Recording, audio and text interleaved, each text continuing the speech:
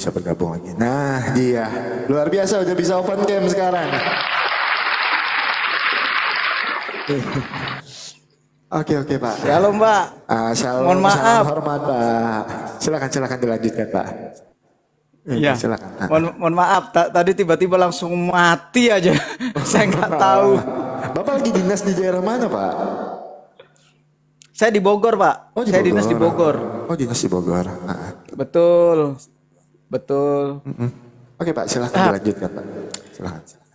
Ya, jadi lanjutkan yang tadi. Saya mohon maaf tadi keputus. Itu kesaksian saya sebelum saya menjadi anggota TNI. Di sini waktu itu aku gini, kalau aku masuk TNI dalam keadaan sekarang ini, itu bergumul dalam hati saya.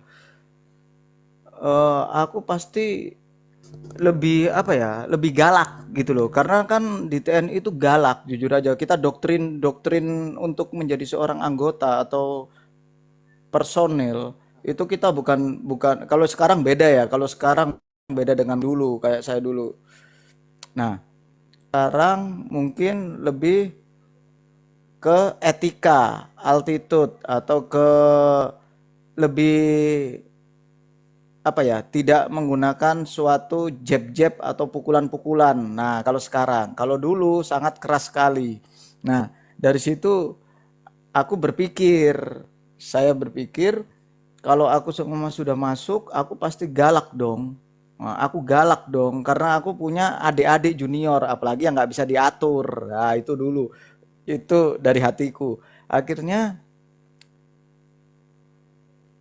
ya, saya bersyukur sih, jujur. Saya bersyukur sekali atas kemuliaan Tuhan ini. Karena apa? Kalau aku dulu tahun 98, aku udah jadi TNI, aku pasti jadi orang yang arogan, nggak bisa dibohongi. Karena aku belum berubah. Seperti itu, Mas. Nah, mungkin Tuhan punya rencana di balik ini semua. Akhirnya saya masuk prajurit. Nah, dari situlah sebelum aku jadi anggota, aku yang tak ceritakan kisah saya mati suri aja dulu. Karena saya baru kesaksian sekali ini. Aku mati suri selama 3 jam. Yes. Aku 3 jam itu aku bertemu Tuhan Yesus. Jujur aja, saya bertemu Tuhan Yesus. Saya sebelumnya sudah pernah bertemu Tuhan Yesus juga. Sebelum aku dipegang tanganku, aku sudah pernah bertemu. Itu kurang lebih tahun 84. Aku masih kecil. Itu aku masih umur kelas 4 SD lah. Kelas 4 SD aku masih ingat itu tahun 84 itu. 86 lah. Nah, saya ketakutan waktu ketemu Sang Mesias itu, Sang Elohim, Yeshua HaMashiach, Kristus Yesus. Itu saya sangat ketakutan. Saya kira saya kira beliau itu adalah, mohon maaf, iblis atau Lucifer atau setan. Itu karena cahayanya putih sekali. Itu nggak bisa dibohongi. Aku nggak bisa lihat wajahnya pure, nggak bisa. Saya cuma bisa lihat tongkat. Yang aku lihat tongkat, tangan, dan ada seperti yang aku lihat anak domba. Itu dipegang. Itu aja yang aku lihat. Aku nggak bisa lihat wajahnya karena terang sekali. Itu saya kira setan. Waktu itu saya masih kecil. Nah, itu saya potong cerita saya yang tadi. Itu sebelum aku bertemu Tuhan Yesus. Itu aku sudah ada tanda, udah pernah melihat beliau. Seperti itu. Nah, pada saat saya lanjutkan yang tadi, saya kembalikan yang tadi. Pada saat saya melaksanakan puasa, pada hari pertama itu pencobaan tidak terlalu berat. Pada hari kedua itu masih setengah, nggak terlalu berat juga. Pada hari yang ketiga itu sudah mulai iblis mengganggu saya. Buat apa kamu puasa? Makan enak kok. Kok kamu cuman, kalau orang Jawa bilang ngerowot. Ngerowot itu cuman makan nasi putih doang, sedikit segumpal sama air putih ya cuman segini doang.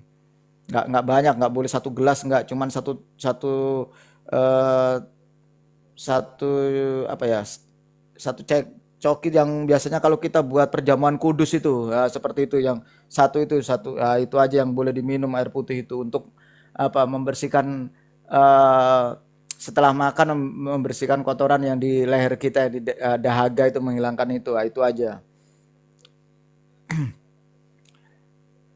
Setelah itu, ini ada yang itu Pak ya. Shalom, selamat malam Pak Pugu ya. Shalom, shalom Ibu Titin. Tuhan Yesus memberkati.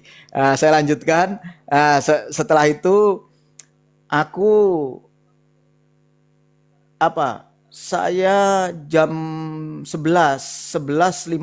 Nah, ini real ini. 11.50 aku keluar rumah. Aku keluar rumah itu ngapain? Nah, kalau ada pertanyaan mungkin, ngapain? Aku keluar rumah itu hanya berdoa, doa Bapa kami dengan pengakuan iman rasuli. Saya keluar rumah, saya di luar rumah itu, saya ketika di dalam rumah itu jam 12 kurang 5 lah, kurang lebih.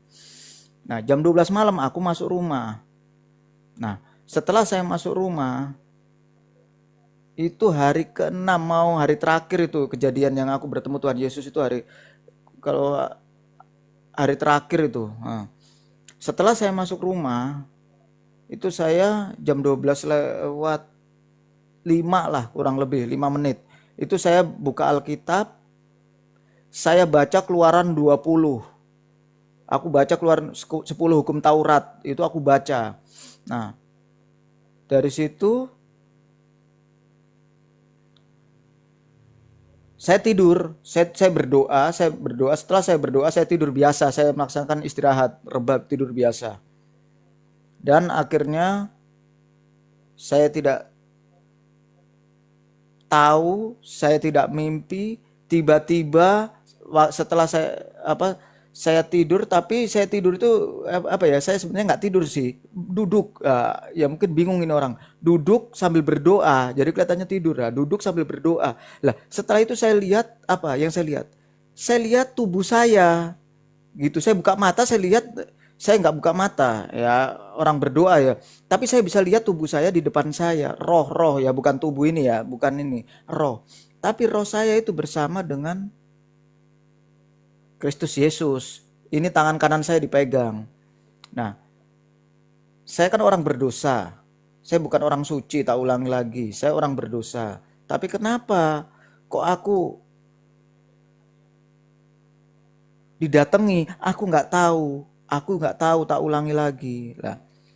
Dari situ Tuhan lebih tahu, karena Tuhan hidup, Tuhan Yesus lebih tahu. Akhirnya apa, tangan saya dipegang, diarahkan ke sini, di depan saya ini, hidung saya ini diginikan,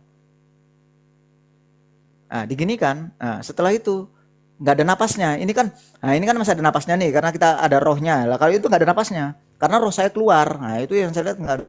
Habis itu aku masih nggak percaya.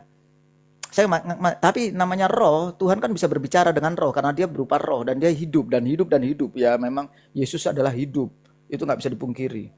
Nah, setelah itu tanganku disuruh seperti ini, ditaruh di sini. Nah, ditaruh sini, nggak ada detak jantungnya. Aku nggak ngerasakan detak jantungku. Nah, aku nggak ngerasakan detak jantungku. Nah, setelah itu aku diajak, ayo nak. Nah, Tuhan Yesus bisa bahasa Jawa, aku nggak ngerti. Bahasa Jawa campur bahasa Indonesia, nggak bisa dipungkiri. Dia cuma ngomong, ayo nak ikut aku. Aku langsung terbang, aku ngerasa terbang itu, aku ngelewati ya seperti ini, nggak masuk akal, aku cerita nggak masuk akal. Tapi aku melihat ini, aku melihat ibuku, bapakku tidur, adikku itu, aku di rumah, aku di dalam rumah, tapi aku bisa melihat, ingat sampai detik ini, sampai hari ini aku ingat. Itu kejadiannya sudah 20 tahun yang lalu, 22 tahun, 24 tahun yang lalu kejadiannya itu. Tapi aku masih ingat sampai detik ini. Aku tidur di dalam rumah, di kamarku, aku ngelihat bapakku, waktu itu bapakku masih hidup. Sekarang bapakku udah meninggal, tinggal ibuku aja. Aku ngeliat bapakku, ibuku, adikku tidur di bawah pohon pisang. Itu bukan di rumah, itu yang aku lihat. Setelah itu aku naik, deng deng deng deng deng deng deng ke atas. Aku diajak Tuhan Yesus pertama itu aku bertemu dengan orang-orang yang roh-roh yang meninggal, roh-roh yang meninggal ya aku bilang ya, mohon maaf, roh-roh yang meninggal lah itu yang aku lihat. Aku bertanya-tanya, ini roh apa aja? Itu roh-roh kesesatan, roh-roh yang yang putus asa, roh-roh yang mungkin dia mengikuti ya mohon maaf ya mengikuti hal-hal sesat aku nggak tahu. Jadi ada yang bunuh diri, ada yang terjun dari gedung yang aku lihat, ada yang ketabrak mobil, ada yang jatuh dari ada yang gantung diri, ada itu yang aku lihat, itu aku lihat dengan real dan nyata aku lihat. Dari situ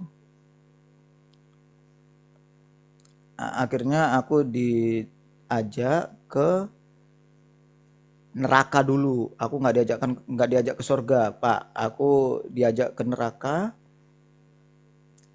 Aku di neraka itu saya melihat ada pintu gerbang yang nunggu anak buah Lucifer.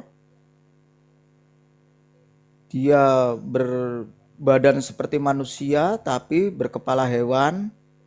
Itu yang aku lihat ya, yang aku lihat. Pokoknya ini aku tidak menambah-nambahi, aku tidak ini kalau dicari di Alkitab ada ini. Ayat-ayat ini ada dan memang yang aku lihat dengan sungguh-sungguh. Aku melihat neraka itu tidak bisa padam, apinya bisa mengecil. Pak, di sini aku katakan bisa mengecil ya, tapi bukan padam ya, mengecil, mengecil. Manusia yang berdosa yang dibuang ke neraka itu dikasih kesempatan untuk naik ke atas, daging-dagingnya ini nempel lagi. Begitu dia didorong sama iblis penunggu lobang-lobang itu, dimasukkan ke dalam, tinggal tulang saja, api langsung membakar. Seperti itu yang aku lihat, itu yang aku lihat. Nah, abadi, dia abadi. Setelah itu aku bertanya kepada Kristus, tapi aku bukan bertanya, ada seorang perempuan yang aku lihat dibakar. Awalnya dari pintu itu aku lihat, ya di sini mungkin banyak yang, ini pasti memang udah lama ini kesaksian saya ini terjadi perdebatan. Jadi aku tidak apa-apa, tapi aku hanya menyaksikan kemuliaan Tuhan karena aku tidak mau berbohong ya seperti itu. Betul, betul, betul.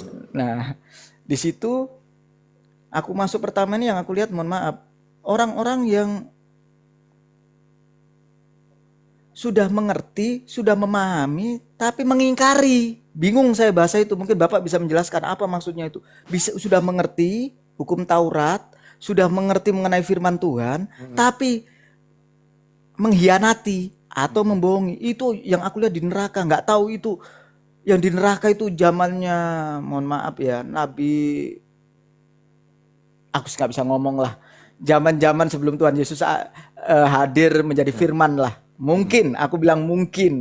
Aku juga nggak tahu, aku nggak bisa mengatakan di sini aku karena aku nggak mau kalau tidak berdasarkan Alkitab aku nggak mau. Cuman ini yang aku lihat aja. Kalau ada yang bisa nanti biar dibantu. Nah, di situ ahli Taurat itu banyak di situ. Habis itu aku masuk lagi ke lubang berikutnya yang ditunjukkan itu pencuri, perampok, semua itu ada di situ juga. Terus yang berikutnya ada lagi, mohon maaf, perempuan nakal, perempuan yang sudah mengenal Kristus terus dia berbuat nakal, dia tidak mau berzina dan sebagainya. Itu yang aku lihat. Nah, itulah yang terakhir aku ngerasa sedih. Nah, itu aku sedih tapi aku nggak bisa mengutarakan karena saya roh, bukan tubuh, roh. Nah, saya nggak bisa ngomong, roh nggak bisa ngomong, cuman bisa hanya diam tapi kayak telepati. Ya, itu roh, nggak bisa kita ngomong. Nah, akhirnya aku cuman gini. Ini aku menjelaskan ya. Kalau itu aku nggak bisa ngomong. Ini aku cuman menjelaskan karena aku hidup sekarang, aku rohku ada dalam tubuhku. Aku menjelaskan. Aku ngomong gini. Maaf ibu, nah itu bahasa kasarnya. Maaf ibu, aku kan bukan Tuhan.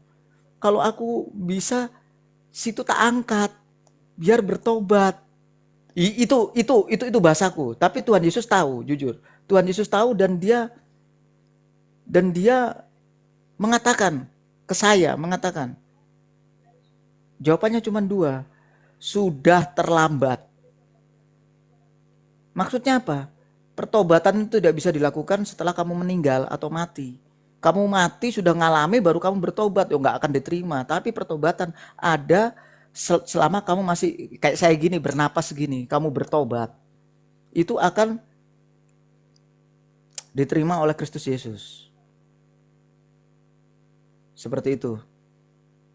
Nah, dari situ jadi di sini apa yang bisa saya ambil dan saya share mungkin di komalnya Bapak ini, di kesaksian Kristen ini, aku cuman mengatakan kami tidak istilahnya membenci, kami tidak diajarkan untuk cuek, kami tidak diajarkan untuk nggak peduli loh. Kita nggak diajarkan gitu, tapi kita diajarkan kasihilah sesamamu seperti dirimu sendiri. Nah, itu yang diajarkan. Jadi di sini memang pertobatan itu ya sudah terlambat. Itu Tuhan yang ngomong, pertobatan sudah terlambat jika kamu sudah dead atau wis mati lah, mati wis nggak bakal bisa diampuni. Tapi kalau masih hidup, walaupun usia kamu sudah 100 tahun tapi kamu masih tinggal napas, ya Tuhan, aku serahkan nyawaku ke tangan-Mu. Itu masih diampuni, masih ada pengampunan bahwa dia mau bertobat, berserah. Itu yang aku tahu ya, aku nggak ngarang-ngarang, aku nggak nambahin, aku nggak tanda kutip. Silahkan cari sendiri ayatnya di Alkitab, ada, tapi aku nggak mau ini. Terus setelah dari situ keluar, tapi aku tetap dipegang sama Tuhan Yesus tanganku. Nggak dilepas, kalau aku dilepas mungkin sudah mati di neraka, yakin aku. Karena itu roh itu. Akhirnya aku diajak ke sorga. Lah di sorga ini masuk ke dalam itu ada pintu besar putih, ada yang jaga malaikat, Setelah itu malaikat 2 kiri kanan, Tuhan Yesus datang, pintu terbuka. Saya dipegang tangan saya masuk ke dalam. Nah, saya lihat itu, ya mungkin yang dikatakan, mohon maaf sekali lagi, ini adalah Taman Firdaus. Banyak pohon rindang, puji-pujian, air mengalir, angin yang sejuk, damai sejahtera. Wah, pokoknya indah lah, indah. Itu yang aku lihat. Itu yang aku lihat dengan mata kepalaku sendiri, Pak. Seperti itu. Dari situ Tuhan Yesus juga megang tangan saya.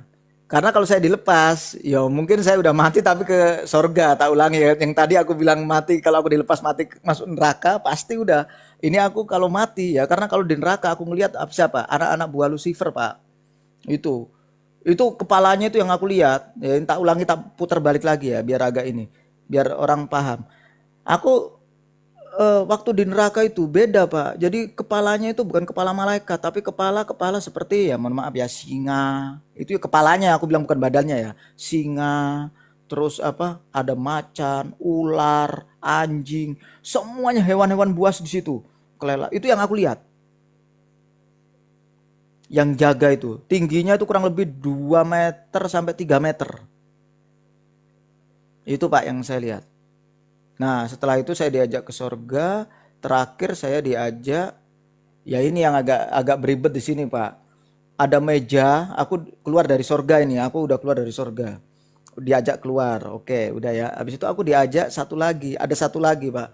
Seperti meja penghakiman. Itu aku yang bingung, Pak. Orang Kristen kan kalau percaya di firman Tuhan, nah tapi itu ada. Itu yang ditujukan ke saya, kepada saya. Itu untuk menghakimi siapa? Aku nggak ngerti, aku belum nanya itu.